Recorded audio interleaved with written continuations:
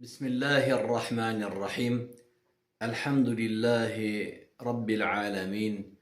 Ve sallallahu ve barak ala nebiyyina Muhammed ve ala alihi ve sahbihi ecmain.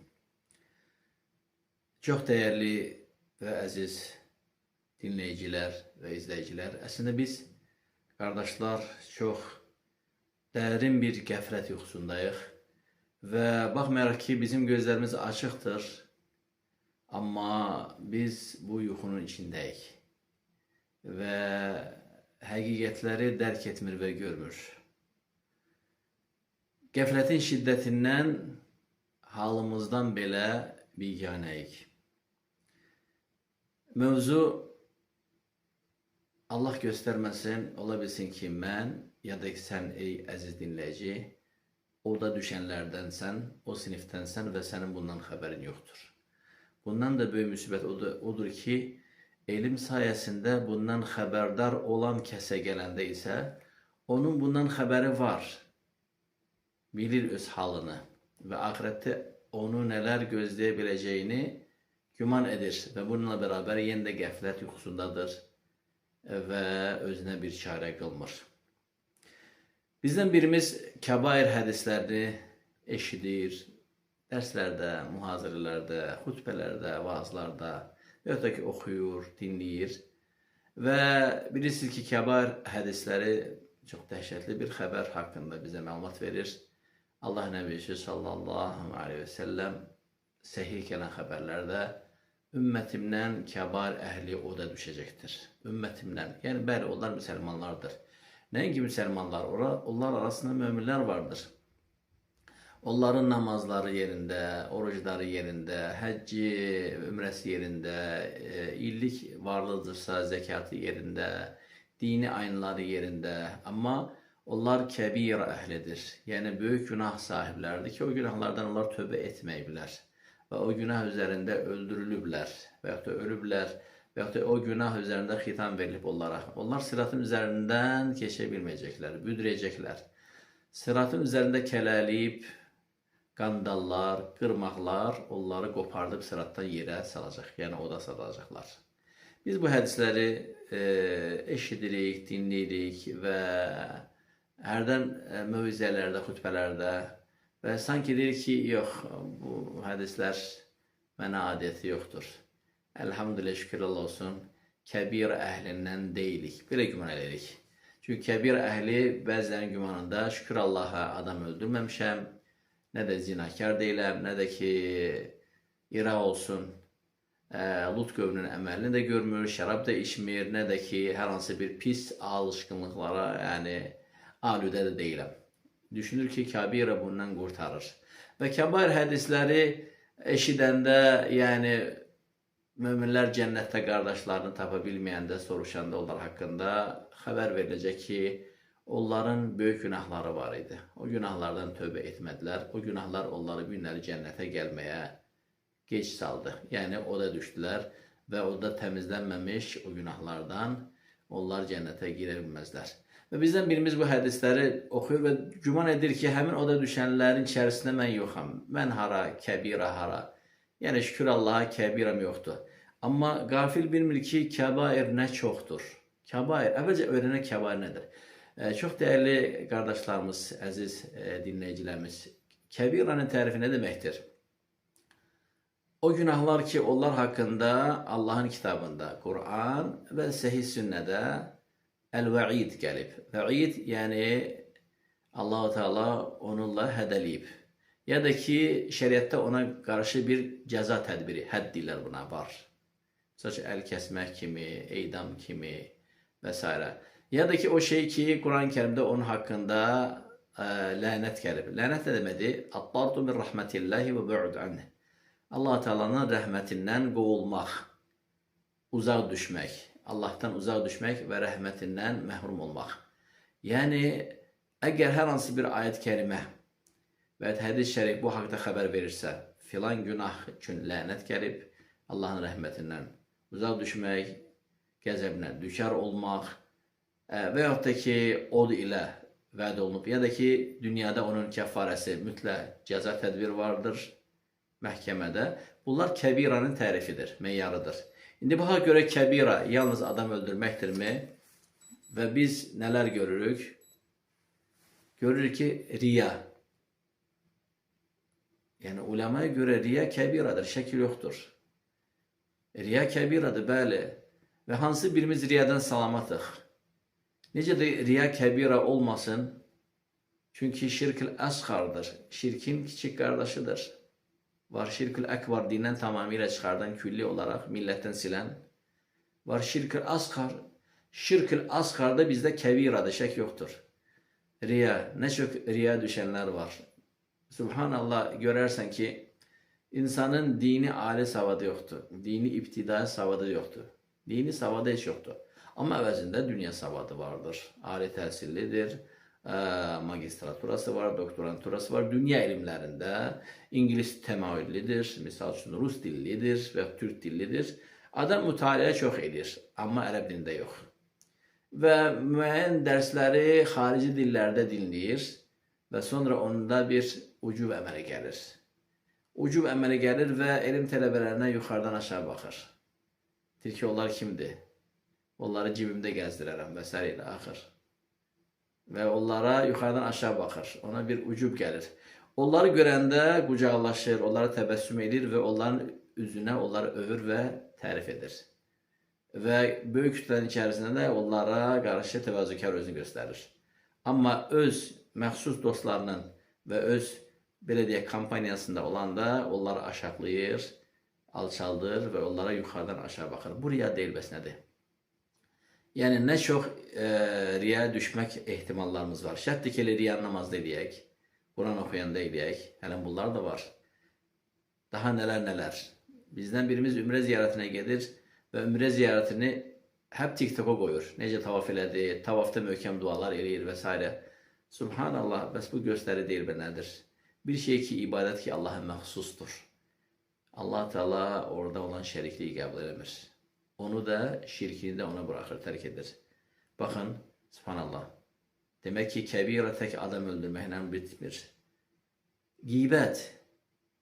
Yəni, hansı birimiz bizim zamanda qeybətə mübtəla olmayıb? Məclislərimiz qeybət.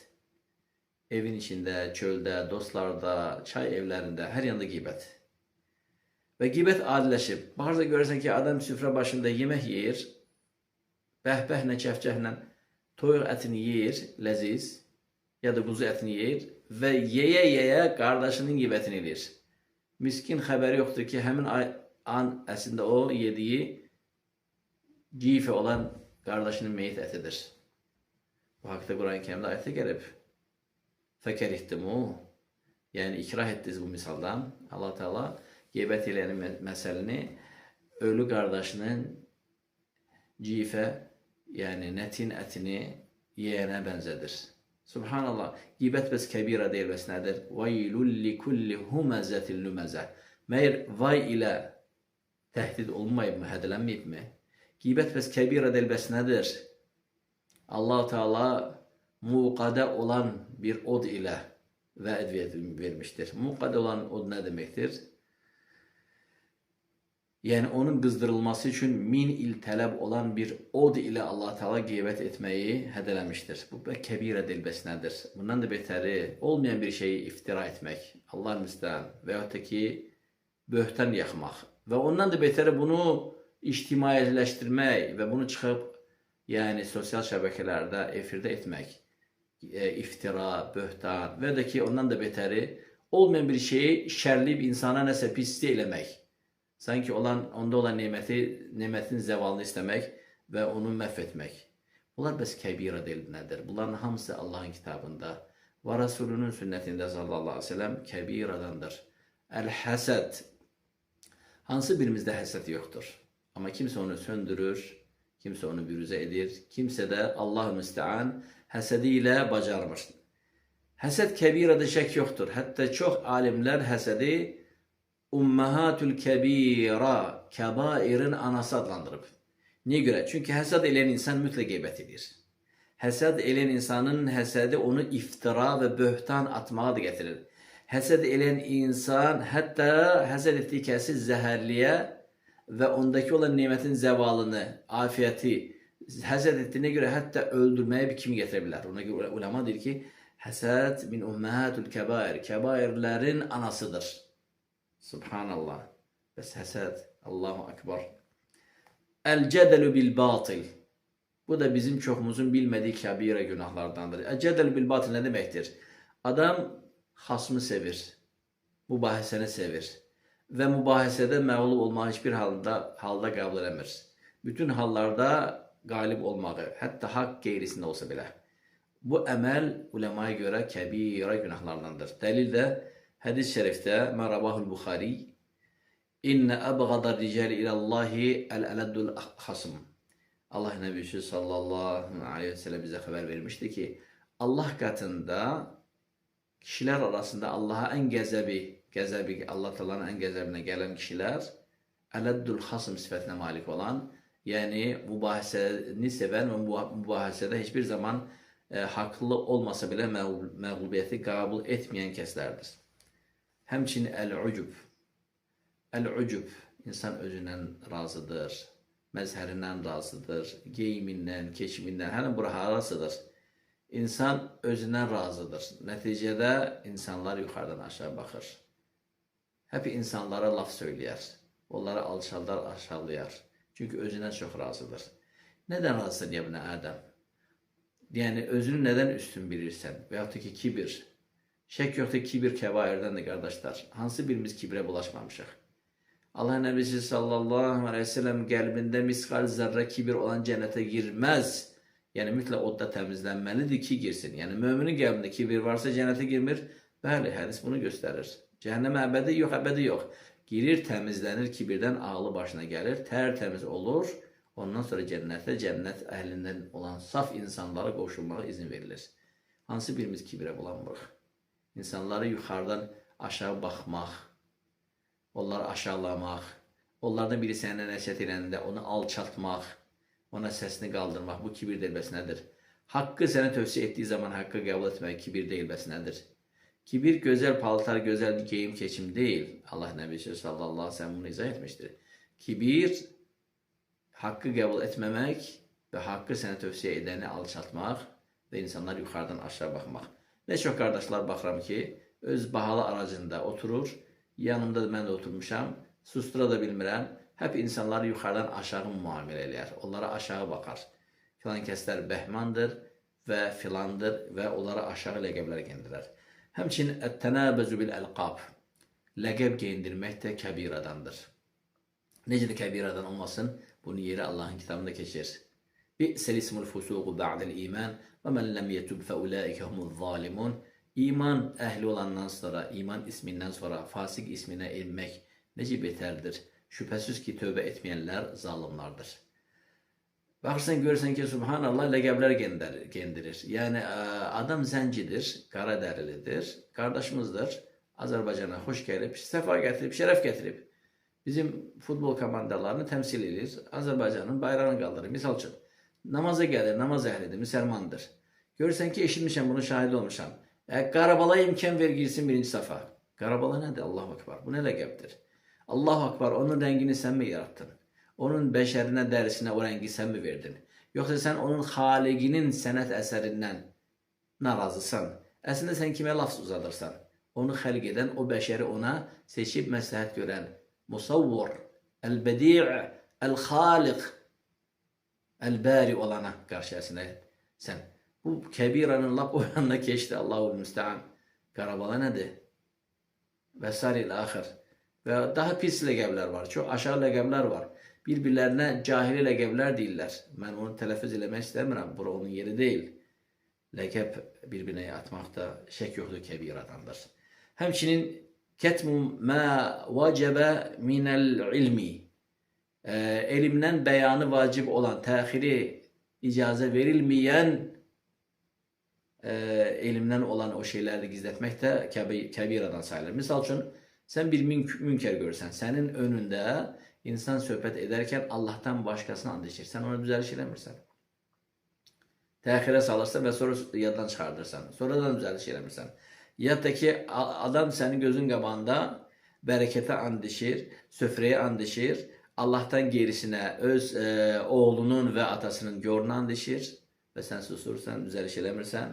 Bu nedir? Ketmu ma vecebe minel beyan minel ilm. Ketmu ma vecebe el beyan minel ilm.